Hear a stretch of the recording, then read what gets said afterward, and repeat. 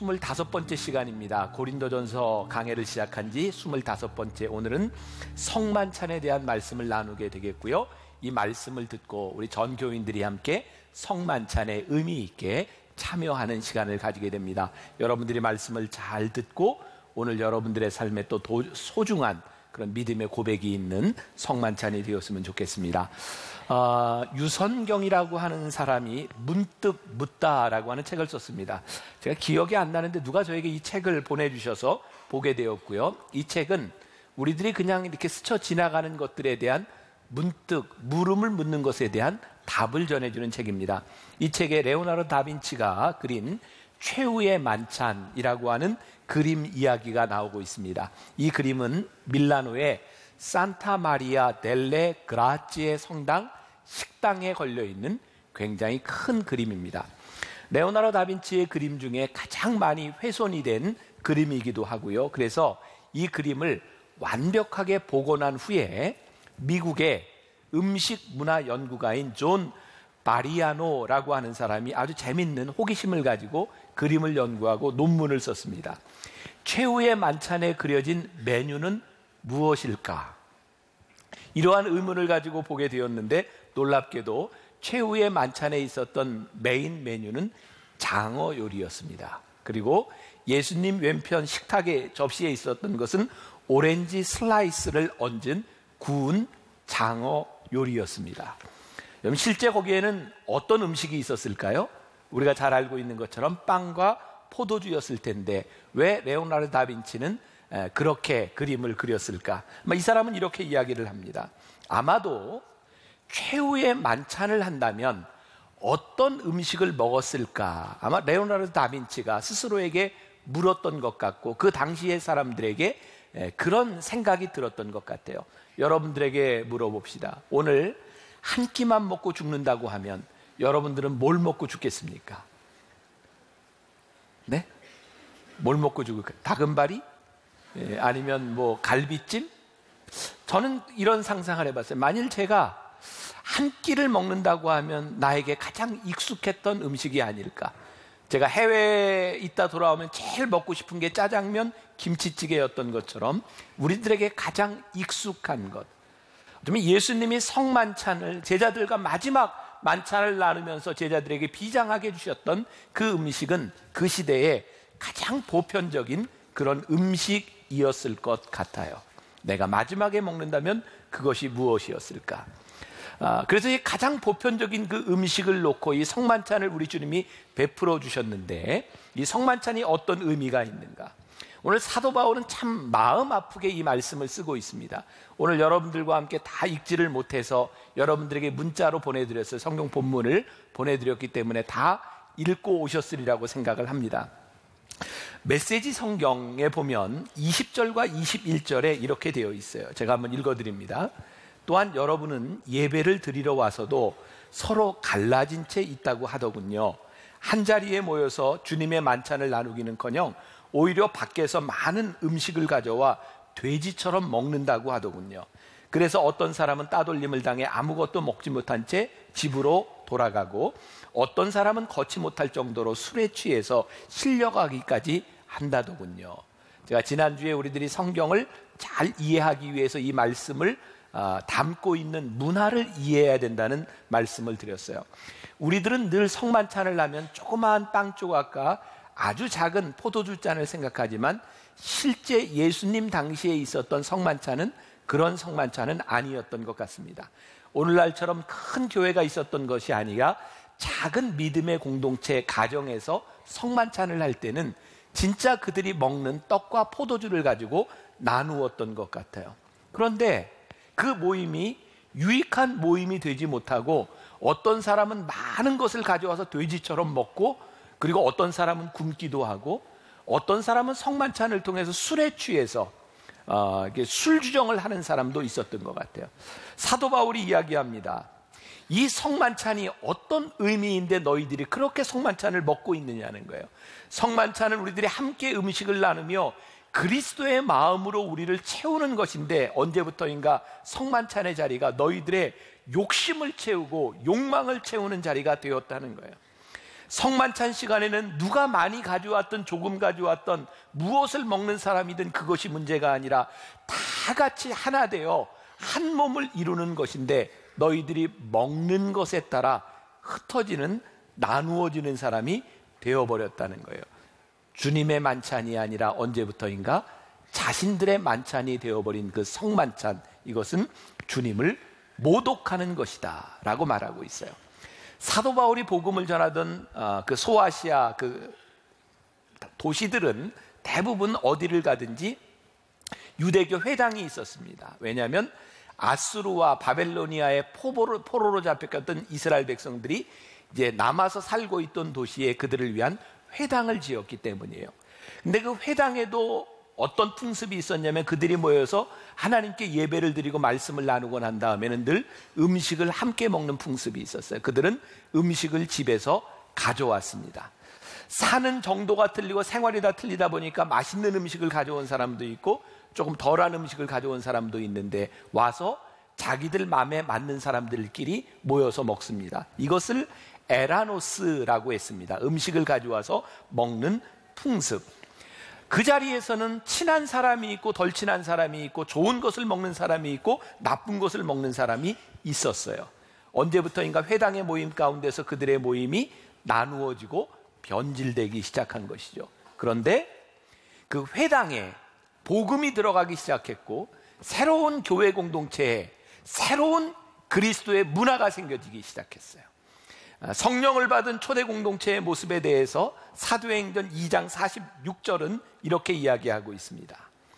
날마다 마음을 같이하여 성전에 모이기를 힘쓰고 집에서 떡을 떼며 기쁨과 순전한 마음으로 음식을 먹고. 그러니까 이제 초대 공동체, 예수님의 부활을 기념하여 모인 공동체는 성만찬을 했는데, 지금 우리가 하는 것과 같은 이런 의미가 아니라 그들은 실제 모여서 주님의 살과 피를 나눈 것이 식사였다는 거죠. 그런데 중요한 말이 날마다 마음을 같이 하여 라고 되어 있어요. 이게 굉장히 중요한 말씀인 것 같아요. 그들은 마음이 맞는 사람이 모여서 라고 되지 않고 마음을 같이 하여 모였다는 거예요. 여러분, 우리들이 살고 있는 세상의 모임은 어떤 모임인가요? 우리는 회사 사람들끼리 모이기도 해요. 우리는 같은 취미를 가지고 있는 동호인 그룹끼리 모이기도 해요. 세상의 사람들은 자기와 맞는 취미와 자기가 좋아하는 사람들끼리 얼마든지 만날 수 있습니다. 그것은 세상의 공동체입니다. 그런데 초대교회 공동체, 교회 공동체는 자기 마음에 맞는 사람들이 모인 공동체가 아니라 서로 마음을 같이 하여 모인 공동체가 교회 공동체, 교회의 정체성이라는 거예요. 우리가 예배를 드리는 것, 우리들이 매주 성만찬을 나누지 못하지만 우리들이 말씀을 나누고 찬양을 나누고 기도를 나누며 우리는 그리스도의 몸에 참여한다고 하는데, 지금 우리 교회의 정체성이 어떠하냐? 혹시 여러분들은 여기에 모인 작은 소그룹들 모임을 바라보며 저는 그런 말을 많이 듣거든요. 제 마음에 맞는 사람을 붙여주세요. 저는 저 사람과 함께 하고 싶습니다. 이것은 우리들에게 자연적인 욕구일지 모릅니다. 그러나 이것을 그리스도인의 공동체라고 이야기하지 않습니다. 적어도 우리가 예수의 이름으로 모였다고 하면 우리들이 마음을 같이하여 모이는 공동체가 될 때 비로소 우리는 그리스도의 몸이라고 이야기할 수 있어요. 저는 우리가 하나님의 은혜를 입었다고 하는 것은 단순히 내 삶을 즐기는 내 자유에 만족하는 것이 아니라 하나님의 은혜를 입은 그 은혜와 성령의 역사하심을 따라 살아가는 우리의 삶을 통하여 나를 희생하고 내 마음을 맞출 수 있는 공동체가 될 때에 우리는 비로소 그리스도의 몸을 만들어가요. 여러분, 초대교회의 그리스도의 몸을 이루었던 교회를 바라보며 세상이 어떻게 얘기했는지 아십니까? 사도행전 2장 47절에 보니까 백성들에게 칭송을 받으니 주께서 구원받는 사람을 날마다 더하게 하시니라. 초대교회 공동체는 적어도 그들이 마음을 같이하여 모이기 시작했을 때 세상 사람들이 그 모임을 부러워했어요. 그들을 칭송했어요. 그리고 하나님께서 그 교회 공동체에 구원받는 숫자들을 더하여 주셨어요. 오늘 우리가 정말 심각하게 물어야 될 질문 가운데 하나입니다. 우리 교회 공동체가 세상과 무엇이 다르냐는 거예요. 그래서 에라노스, 자기들 마음대로 모여서 즐겼던 그 공동체를 예수 그리스도로 말미암아 아가페의 공동체로 바꾸어 주셨어요. 그런데 그 공동체가 시작된 지 채 20년이 지나지 않아서 이 공동체가 다시 에라노스의 공동체가 되어버린 거예요. 고린도 교회를 바라보며 그들이 모일 때에 주님의 살과 피를 나눌 때에 한 몸이 되지 못하고 분열이 되고 파당을 짓고 자기의 몸에 맞는 사람들끼리 모여서 성만찬을 나누는 것을 바라보며 사도 바울은 이야기합니다. 이것은 너희들이 그리스도의 몸을 욕되게 하는 일이니라. 어쩌면 우리 교회를 향해서 우리들의 모습을 바라보며 사도 바울은 무엇라고 이야기할까? 오늘 말씀 중 20절과 22절을 제가 다시 한번 봉독합니다. 그런즉 너희가 함께 모여서 주의 만찬을 먹을 수 없으니 이는 먹을 때에 각각 자기의 만찬을 먼저 갖다 먹으므로 어떤 사람은 시장하고 어떤 사람은 취함이라. 너희가 먹고 마실 집이 없느냐? 너희가 하나님의 교회를 업신여기고 빈궁한 자들을 부끄럽게 하느냐? 내가 너희에게 무슨 말을 하랴? 너희를 칭찬하랴? 이것으로 칭찬하지 아니하노라. 먹는 걸 놓고요, 배가 고프다고 먼저 갖다 먹는 사람이 있었대요. 힘이 없는 사람은 먹을 수 없어서 배를 굶게 되었대요. 너희들이 먹을 게 없느냐? 집이 없느냐? 하나님의 전에 모여서 너희들이 먹고 마시는 너희들이 어떻게 이럴 수 있느냐는 거예요. 우리들이 그리스도의 몸을 생각한다면, 그것이 무슨 의미인지 안다면 우리들이 기다리고 배려하고 마음을 맞춰야 할 터인데 우리들에게 그 마음들이 있느냐? 오늘 25절 이하에 보면 사도 바울은 그가 배운 성만찬에 대해서 이렇게 말합니다. 이것을 행하여 마실 때마다 나를 기념하라. 우리가 성만찬을 할 때 제일 중요한 것이 있는데, 먹고 마시는 것 그 자체가 중요한 것이 아니라 그것을 먹고 마실 때 너희들이 나를 기념하라. 여러분, 예전에는 강대상이 이렇게 큰 게 있었습니다. 강대상에 보면 여러 가지 이제 심볼들이, 이렇게 그림들이 있는데, 여러분들이 유심히 안 보셨겠지만 대부분의 강대상에는 영어로 하나의 문구가 쓰여져 있었습니다. Do this in remembrance of me 라고 하는 말입니다. Do this, 이것을 행하라, 나를 기념하여. 우리가 크리스찬 공동체로 여기에 모였을 때 우리들에게 제일 중요한 게 있는데 뭐냐면, 이 모임 때마다 예배를 드리고 만찬을 나눌 때마다 우리들이 기억해야 되는 것이 있어요. 주님을 기억하는 것입니다. 여러분, 결혼하고 나면 결혼 기념일을 사람들이 중요하게 생각합니다. 혹시 결혼 10주년 뭐 좀 해보셨어요? 결혼 25주년에 뭐 하셨어요? 결혼 50주년에 뭐 하실 거예요? 그런 거 안 하고 살면 인생이 힘들어집니다. 그런 거 잘 하셔야 됩니다. 왠지 아세요? 결혼 생활을 하면서 그 기념일을 지키는 이유는 우리들이 결혼할 때의 그 마음을 기억하자는 겁니다. 기념하자는 겁니다. 의식이 중요한 것이 아니라 그 의식을 통하여 우리들의 마음을 확인하자는 겁니다. 기념일의 의미는, 이 성만찬을 하는 우리의 의미는 주님께서 우리들에게 주셨던 살과 피를 우리의 가슴 속에 다시 한번 기억하자는 거예요. 얼마 전 신문에서 보았는데 기네스북에 오른 사람입니다. 결혼식을 32번이나 한 사람. 안 놀라세요? 32번 결혼식 한 사람? 근데 이 사람이 놀라운 건 한 여자와 결혼식을 32번 했다는 거예요. 32년을 살면서 매년 결혼식을 했답니다. 왜 그랬을까요? 그 사람에게 있어서 그 결혼식은 우리들이 처음 만나서 언약했던 그 시간들을 계속해서 기억하고자 하는 거죠. 어쩌면 내가 처음으로 생각했던 그 본질에 충실하자고 하는 거죠.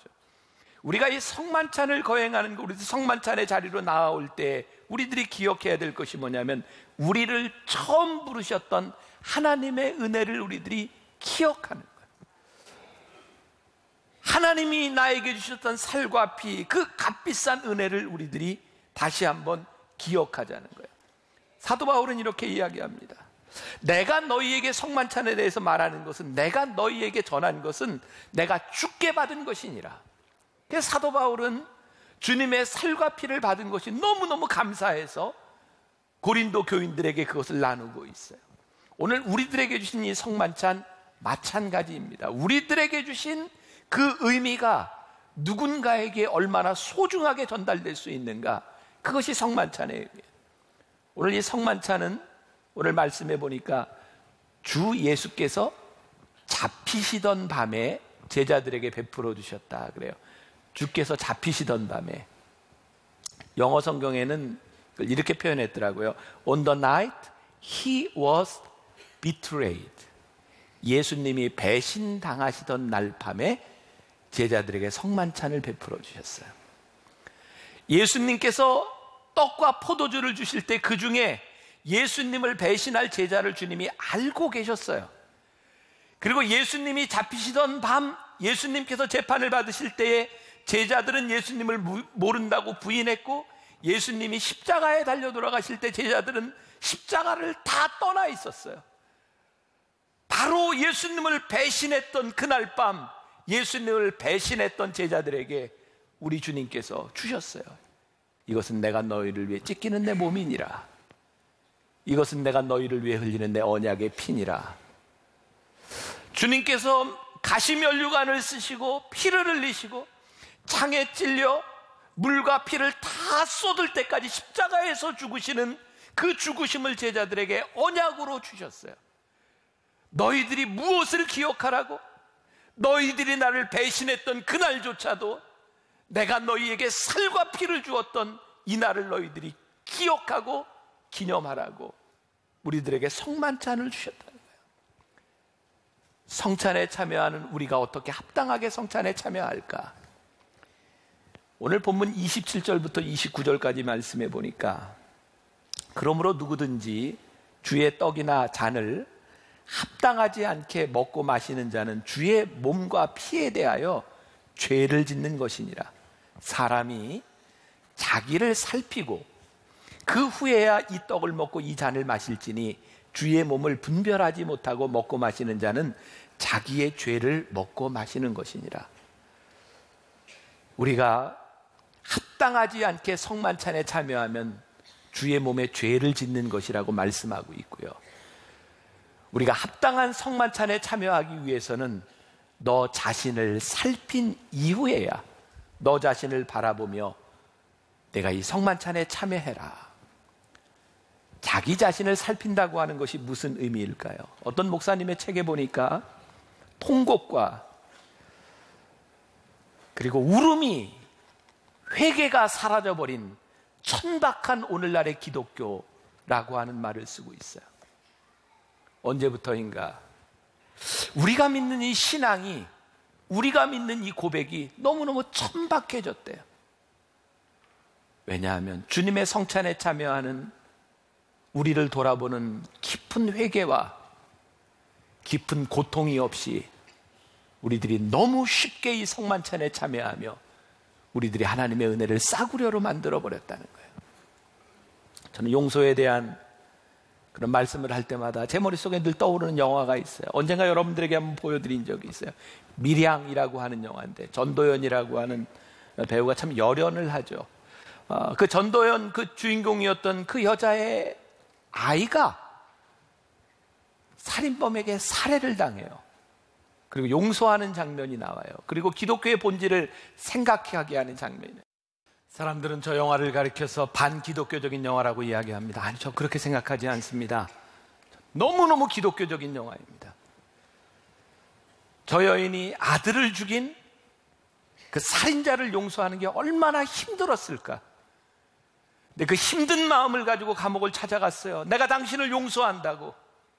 그런데 아들을 죽인 그 범인이요, 나는 하나님께 용서를 받아 이렇게 마음이 편안하다고 환한 얼굴로 나는 이렇게 용서받았다고 쉽게 이야기하는 것을 바라보며 그 여인이 용서를 이야기할 수 없는 거예요. 그 사람이 정말 용서받았다면 자기가 죽인 아이의 엄마 앞에서 어떻게 저런 얼굴을 할 수 있어요? 무릎을 꿇고 빌어야지요. 눈물을 흘려야지요. 통곡해야지요. 내가 용서받은 것이 그렇게 값싼 것이 아니라 얼마나 힘든 것이었는지를 보여줘야지요. 우리 주님께서 우리들을 위해 십자가를 지시고 우리들에게 살과 피를 흘려주셨다는 그 은혜가 그렇게 값싸고 그렇게 쉬운 것이 아니라 내 속에 용서될 때에 내 속에 통곡이 나오고 내 속에 하나님을 향한 회개의 고백이 나오지 않는 그 용서가 어떻게 진정한 용서가 될 수 있겠어요? 언제부터인가 우리 교회는 우리는 용서를 너무 싸구려로 값어치 없는 것으로 너무나 쉽게 이야기하기 시작하며 성만찬에 참여하고 내가 주님의 몸이라고 이야기하며 나가서 또 죄를 지어요. 그리고 또 너무 쉽게 용서받고 또 와서 죄를 지어요. 사도 바울이 바라볼 때, 아니 주님께서 우리를 바라볼 때 이 성만찬이 그렇게 천박하게 그렇게 값어치 없이 우리들에게 주어진 것이 아닌데 너희는 어떻게 그리스도의 몸을 그렇게 욕보일 수 있느냐고 우리들에게 말씀하고 있는 것은 아닌가. 그래서 우리는 그리스도의 몸에 참여한다고 하면서 너무너무 이기적이고 너무너무 탐욕스럽고 너무너무 뻔뻔스러울 때가 있는 것 같아요. 사도 바울은 성만찬을 모독한 고린도 교인들을 향하여 이렇게 이야기합니다. 30절부터 32절. 그러므로 너희 중에 약한 자와 병든 자가 많고 잠자는 자도 적지 아니하니 우리가 너희를 살폈으면 판단을 받지 아니하려니와 우리가 판단을 받는 것은 주께 징계를 받는 것이니 이는 우리로 세상과 함께 정죄함을 받지 않게 하려 하심이라. 사도 바울은 우리의 잘못된 신앙에 대해서 너희들이 하나님 앞에 징벌을 받을 수 있다고 이야기합니다. 그러나 하나님이 우리를 징벌하시는 이유는 세상과 함께 우리로 하여금 멸망시키려 하심이 아니라 우리를 사랑하시기 때문에 우리들을 징벌하실 수 있다고 말씀하고 있습니다. 히브리서 12장 8절에는 이렇게 이야기합니다. 징계는 다 받는 것이 아니거늘 너희에게 없으면 사생자여 친아들이 아니니라. 사도 바울이 식탁의 교제 성만찬을 놓고 고린도 교인들을 향하여 무섭게 질책하는 이유는 너희들이 사생자가 아니요 하나님의 친아들이기 때문이니라. 오늘 우리들이 이 말씀을 나누며 우리들이 주의 식탁 앞에서 우리들이 하나님 앞에 철저하게 회개하지 않으면 안 된다고 여러분들이 얼마나 가볍게 살았느냐고 말하는 것은, 여러분들을 질책하는 것은 여러분들이 사생자가 아니요 하나님의 아들이기 때문에 우리들이 회복해야 될 것이 있기 때문입니다. 제가 얼마 전에 굉장히 인상적인 책을 읽게 되었습니다. 누가복음 2장에 보면 예수님이 육신의 어머니였던 마리아와 요셉과 함께 예루살렘에 제사를 드리러 갑니다. 그리고 돌아오는 길에 하룻길쯤 왔는데 마리아와 요셉은 예수님이 함께 동행하는 줄 알았는데 하룻길쯤 와서 보니 예수님이 없었어요. 깜짝 놀랐습니다. 그래서 마리아와 요셉은 예수님을 찾으러 다시 하룻길을 왔던 곳을 예루살렘으로 되돌아갑니다. 참 신기한 것은 그들이 하룻길을 걸려서 예루살렘에 갔는데 예수님을 찾은 것은 사흘이 지난 후에 예수님을 찾습니다. 인상적인 구절을 보았어요. 그들은 예수님을 찾으러 갔는데 그들이 생각하던 곳으로 찾아갔으나 예수님은 계시지 않았고 사흘 동안 헤매며 예수님이 있는 곳으로 갔을 때 예수님을 만나게 되었다는 거예요. 예수님은 우리가 원하는 곳에 계시는 분이 아니라 예수님이 계신 곳에 우리가 가야 주님을 만나는 것입니다. 성만찬은 오늘 우리들에게 이렇게 말씀합니다. 너희들이 살던 자리에서 내게로 돌아오라. 하룻길을 갔을지 모르지만 너희들이 다시 돌아오기까지 더 아픈 시간들과 더 큰 회개가 필요할지 모르지만 우리들에게 그 자리로 돌아오라고 말씀하세요.